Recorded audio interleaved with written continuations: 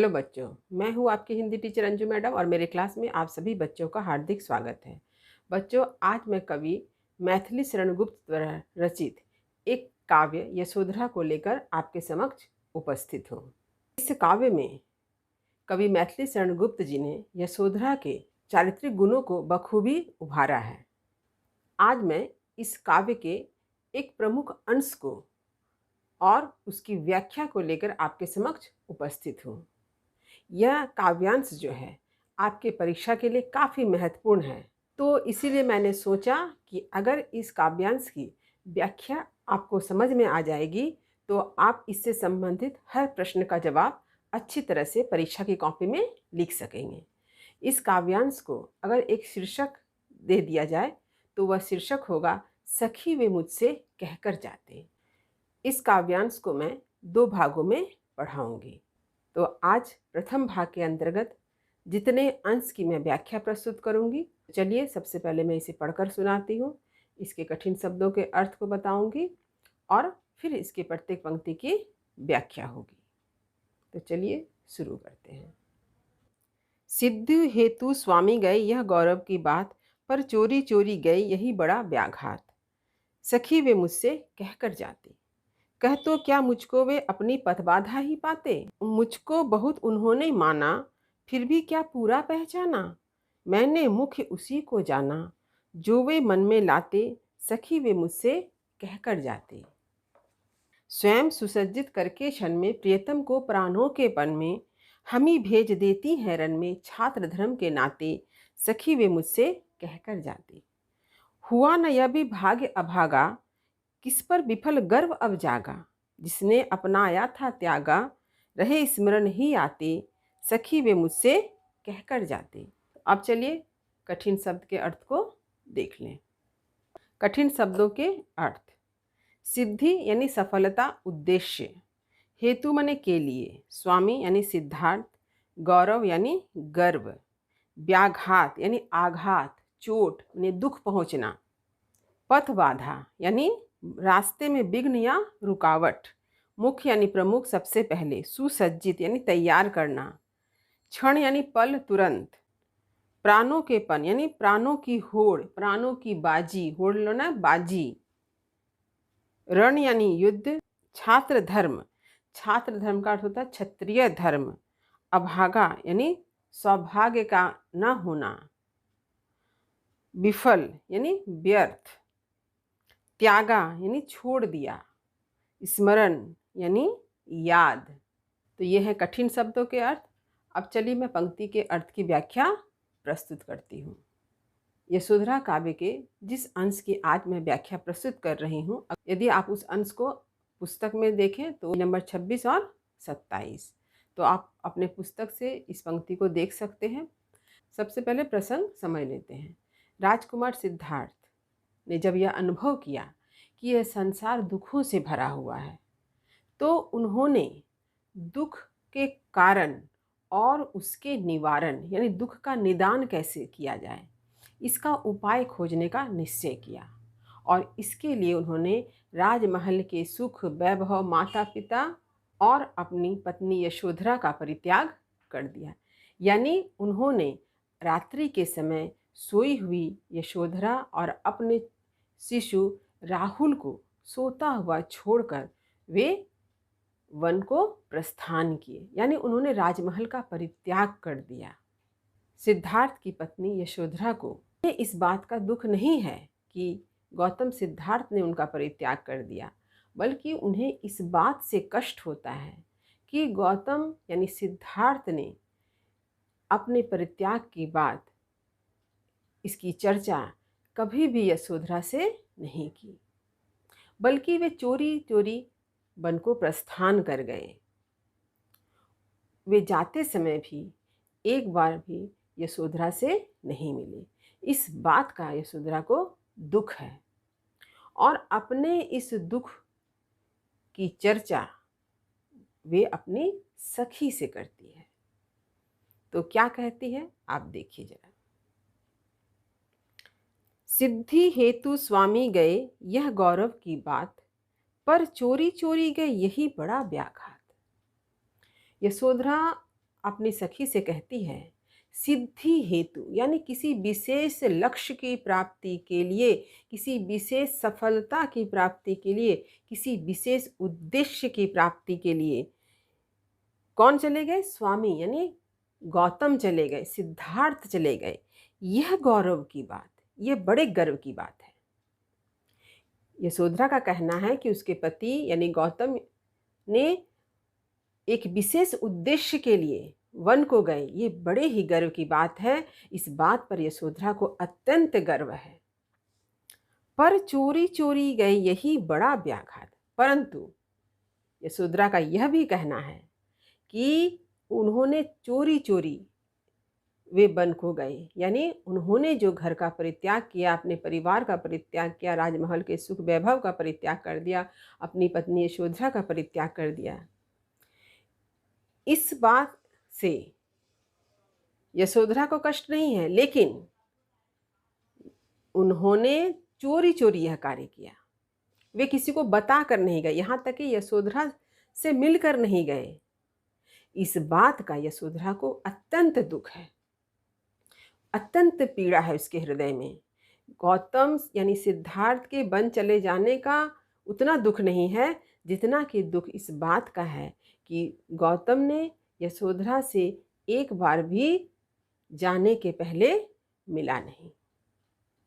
जाने समय उन्होंने यशोधरा को यह बात नहीं बतलाई कि वे घर छोड़कर जा रहे हैं। इस बात का यशोधरा को अत्यंत दुख होता है। सखी वे मुझसे कह कर जाते, और इस बात को वो कहती है बड़े ही अफसोस के साथ, बड़े ही दुख के साथ कि सखी वे कम से कम एक बार मुझसे कह कर गए होते कि मैं एक विशेष उद्देश्य के लिए अपने घर परिवार का परित्याग कर रहा हूँ और वन को जा रहा हूँ।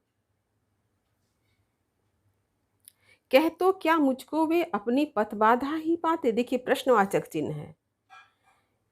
यहाँ पर यशोधरा कहती है, यानी यशोधरा के मन में यह सवाल उठता है, यह प्रश्न उठता है, कह तो क्या मुझको, यानी अगर वे कहे होते तो क्या वे मुझे अपने रास्ते की रुकावट पाते? क्या मैं उसे रास्ते की रुकावट के रूप में प्राप्त होती या मैं रास्ते की रुकावट के रूप में मिलती? तो ये प्रश्नवाचक चिन्ह है, इसका उत्तर होगा नहीं।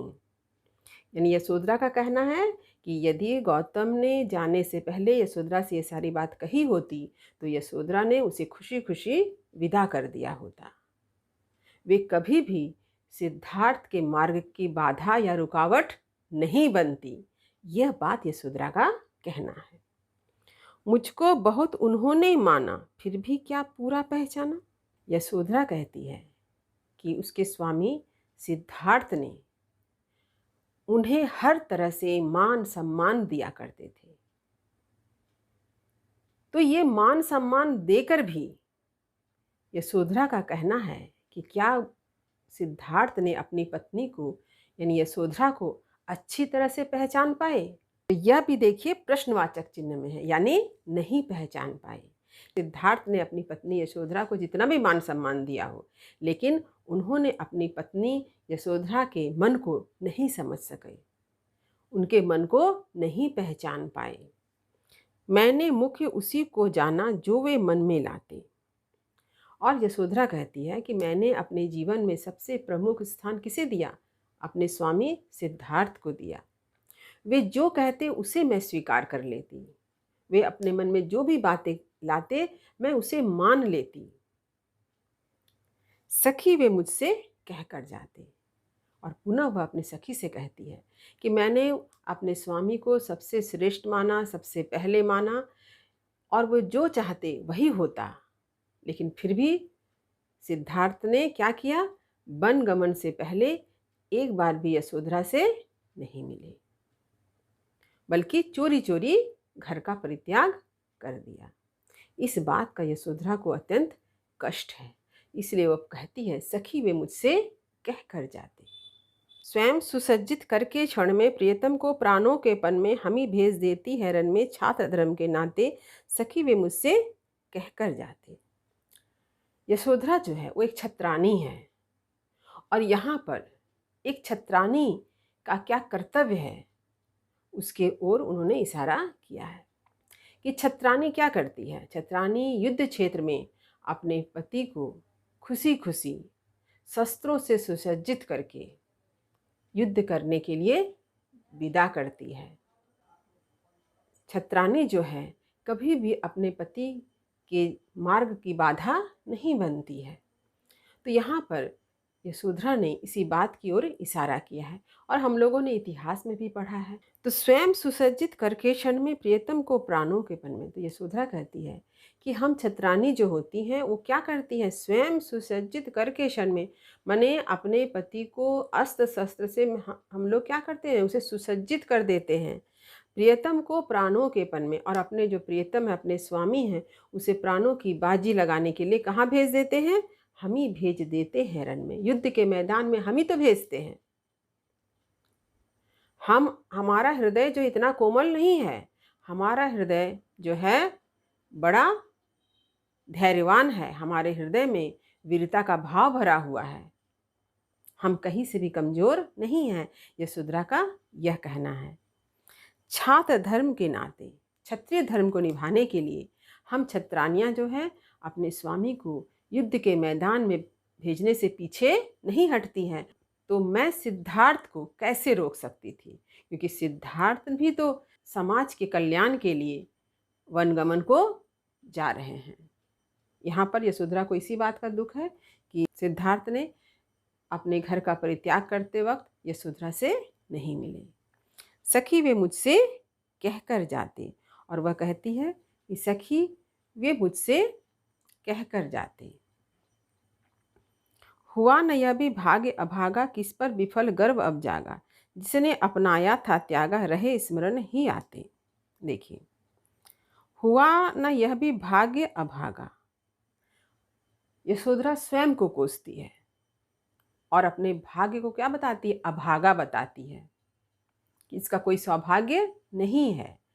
क्यों नहीं है, किस पर विफल गर्व अब जागा, क्यों कि अब वह किस पर गर्व करे, किस बात पर गर्व करे, वह कैसे कहे कि उसके स्वामी ने उसे हर तरह से मान सम्मान दिया था।